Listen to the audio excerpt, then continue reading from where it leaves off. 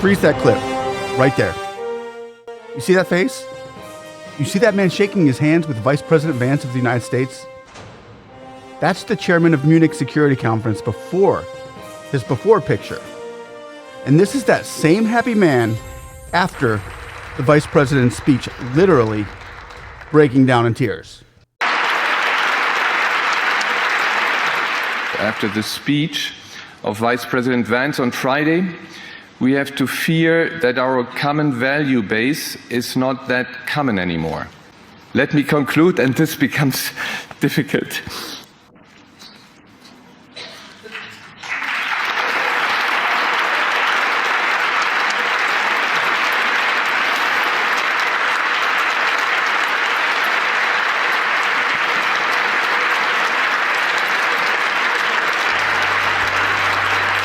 He made that man cry like a snowflake in an oven. He made them all cry. He roasted them like mini marshmallows at a colossal bonfire in an erupting volcano at the lowest depths of Hades. I've never heard any United States politician give a speech like this. He thanked the European politicians like an out-of-control drunken fraternity club hazing an unwanted freshman. And all they could do is take it. Thank you, sir. May I have another? You have got to see this throughout. I was going to chop it up and give you the best parts, but every bit of this speech deserves a listen. It was like ear candy for the soul. It's historical, and after you hear it, you will understand that America is different, and its alliances with the European countries, it's shifting away. So please, before we get into this, like and subscribe and get ready for what appears to be America throwing many European countries and allies under the curb.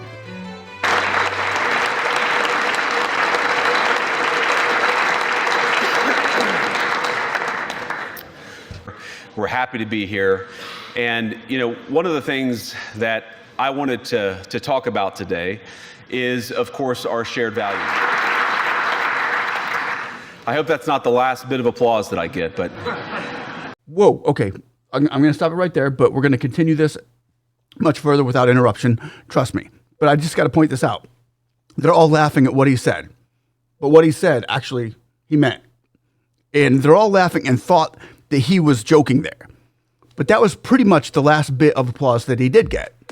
You'll see why. And before we go into the long clip here of what's one of the greatest speeches ever given by an American, I'd be so humbled and thankful if you would please just hit that like and subscribe button. Blessings and love to you all from this One Love family.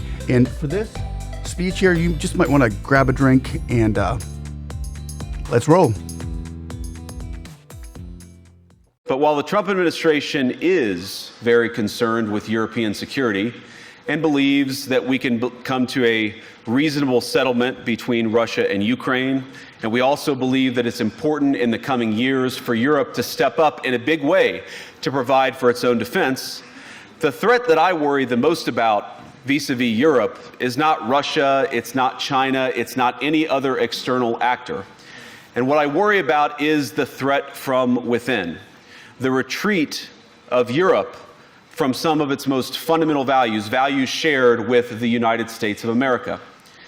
Now, I was struck that a former European commissioner went on television recently and sounded delighted that the Romanian government had just annulled an entire election.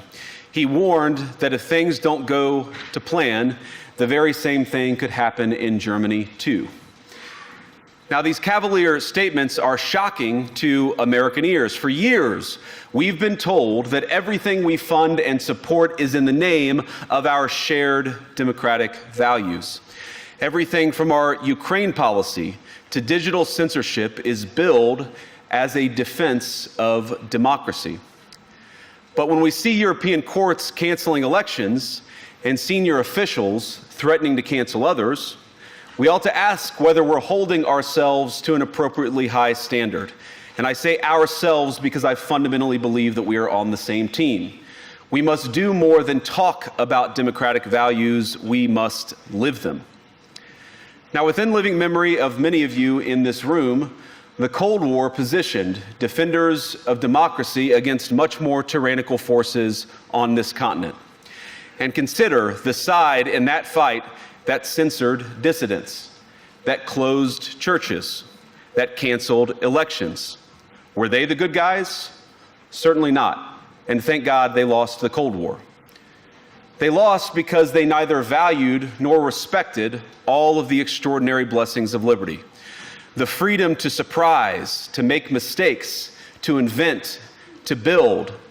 As it turns out, you can't mandate innovation or creativity, just as you can't force people what to think, what to feel, or what to believe. And we believe those things are certainly connected.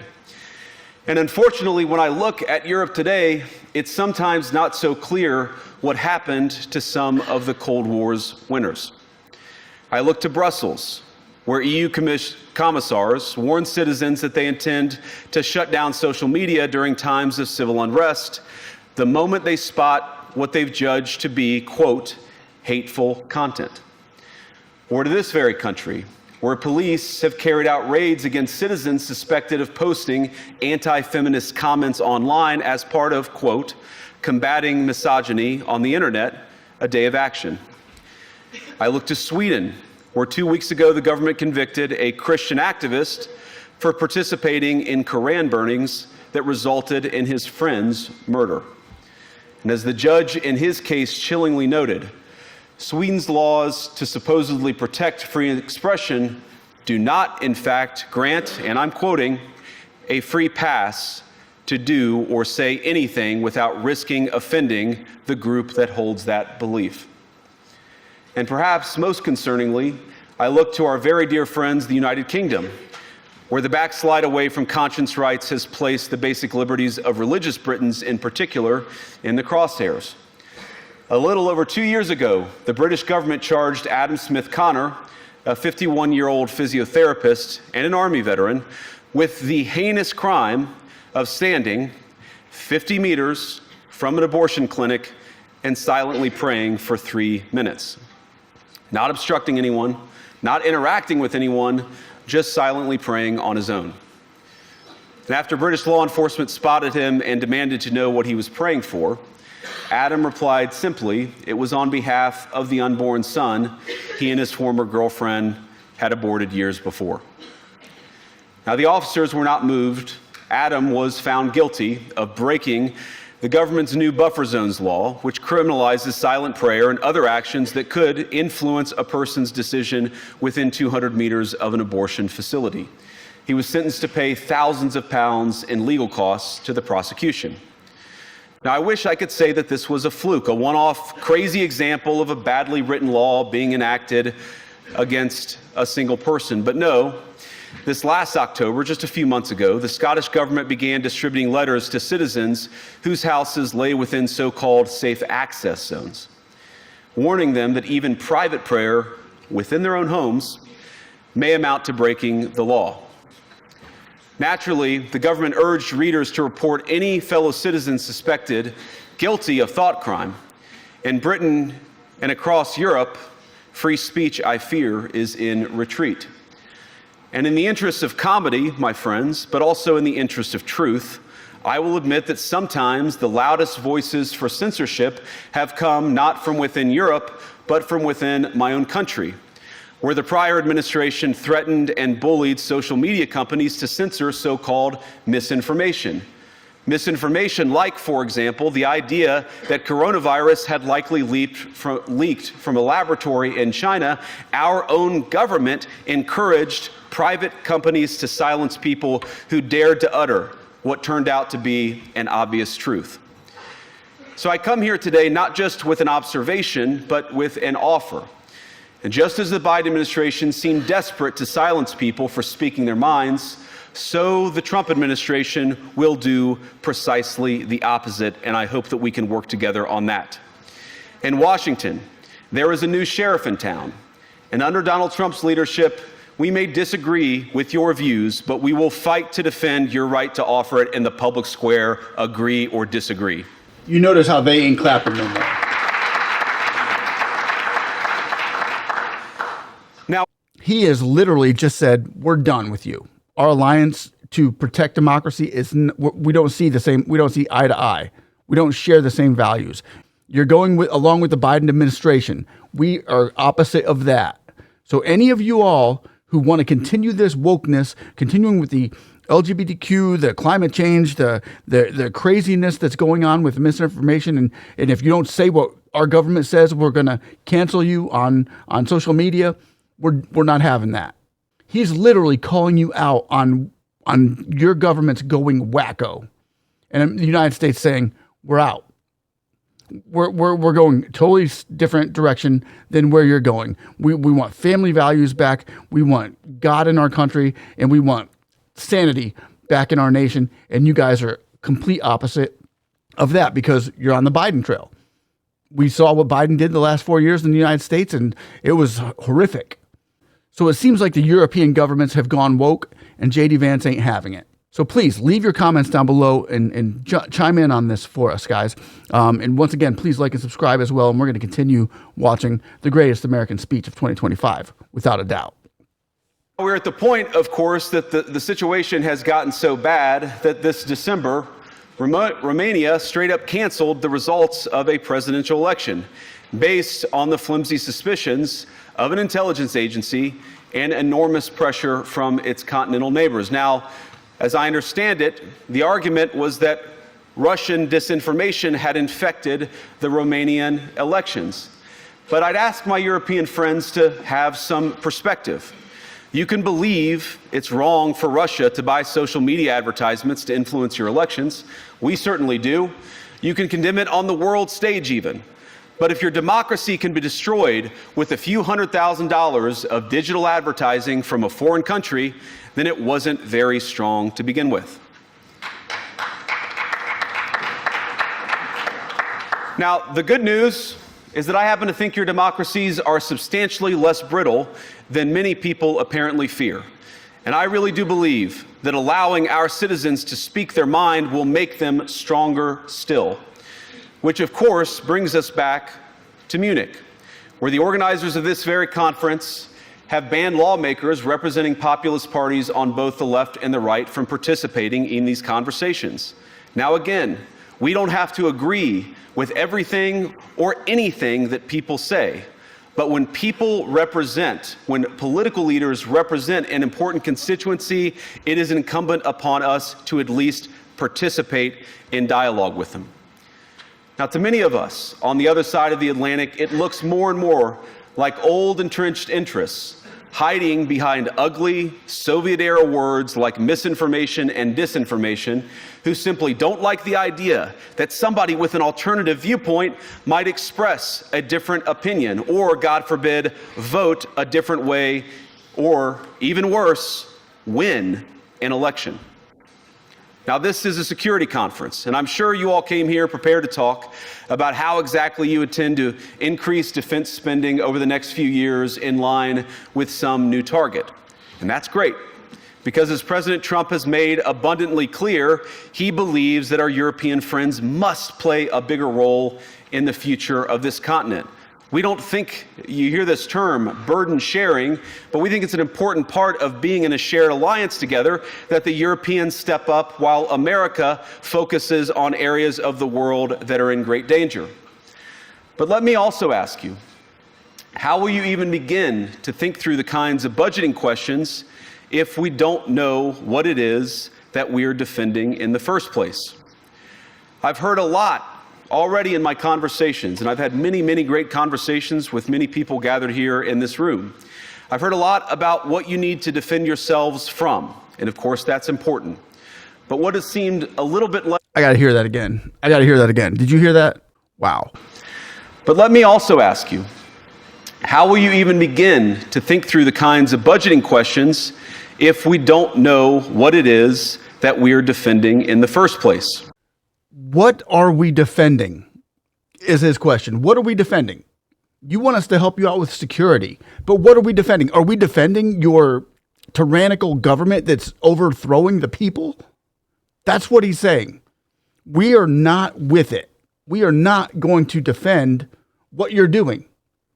We're not going to defend you arresting your citizens for speaking their mind or having a different opinion than what your government says they should have, or believing information that your government says isn't true because, like you said before, they'll take your information down even if it is true, if it's not what their agenda is.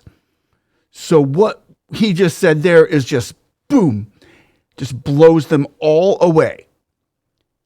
All those people sitting there were expecting a lovey-dovey message. We're supporting you. We're great allies and we're strengthened and we're strong and nothing can tear us apart. And he's saying, dude, it's going to be lucky if we get put back together, but you guys better shape up or we're shipping out. That dude, this is wow. This is wow. Let me know what you think. We'll finish this thing out. He still keeps going. It's wow. Okay. How will you even begin to think through the kinds of budgeting questions if we don't know what it is that we're defending in the first place? I've heard a lot already in my conversations, and I've had many, many great conversations with many people gathered here in this room. I've heard a lot about what you need to defend yourselves from, and of course that's important. But what has seemed a little bit less clear to me, and certainly I think to many of the citizens of Europe, is what exactly it is that you're defending yourselves for. What is the positive vision that animates this shared security compact that we all believe is so important? And I believe deeply that there is no security if you are afraid of the voices, the opinions, and the conscience that guide your very own people. Europe faces many challenges, but the crisis this continent faces right now, the crisis I believe we all face together, is one of our own making. If you're running in fear of your own voters, there is nothing America can do for you. Nor, for that matter, is there anything that you can do for the American people who elected me and elected President Trump. You need democratic mandates to accomplish anything of value in the coming years. Have we learned nothing that thin mandates produce unstable results? But there is so much of value that can be accomplished with the kind of democratic mandate that I think will come from being more responsive to the voices of your citizens. If you're going to enjoy competitive economies, if you're going to enjoy affordable energy and secure supply chains, then you need mandates to govern, because you have to make difficult choices to enjoy all of these things. And of course, we know that very well in America. You cannot win a democratic mandate by censoring your opponents or putting them in jail, whether that's the leader of the opposition, a humble Christian praying in her own home, or a journalist trying to report the news. Nor can you win one by disregarding your basic electorate on questions like who gets to be a part of our shared society. Now, I happen to agree with a lot of these concerns, but you don't have to agree with me. I just think that people care about their homes, they care about their dreams, they care about their safety and their capacity to provide for themselves and their children. And they're smart. I think this is one of the most important things I've learned in my brief time in politics. Contrary to what you might hear a couple mountains over in Davos, the citizens of all of our nations don't generally think of themselves as educated animals or as interchangeable cogs of a global economy. And it's hardly surprising that they don't want to be shuffled about or relentlessly ignored by their leaders. And it is the business of democracy to adjudicate these big questions at the ballot box. I believe that dismissing people, dismissing their concerns, or worse yet, shutting down media, shutting down elections, or shutting people out of the political process protects nothing. In fact, it is the most surefire way to destroy democracy. And speaking up and expressing opinions isn't election interference. Even when people express views outside your own country, and even when those people are very influential. And trust me, I say this with all humor, if American democracy can survive 10 years of Greta Thunberg scolding, you guys can survive a few months of Elon Musk. But what German democracy What no democracy, American, German, or European, will survive is telling millions of voters that their thoughts and concerns, their aspirations, their pleas for relief are invalid or unworthy of even being considered. Democracy rests on the sacred principle that the voice of the people matters. There's no room for firewalls. You either uphold the principle or you don't. Europeans, the people, have a voice. European leaders have a choice. And my strong belief is that we do not need to be afraid of the future.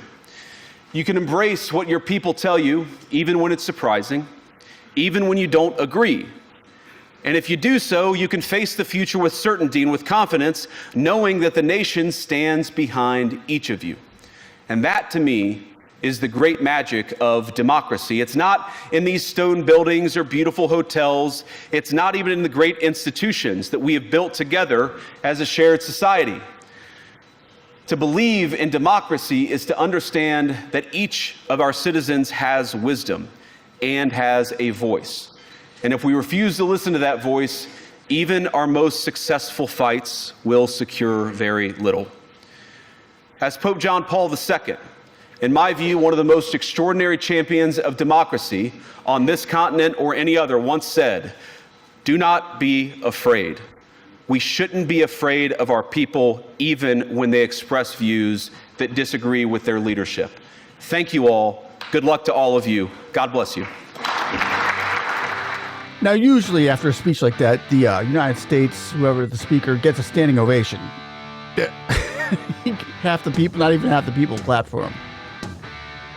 Times are different.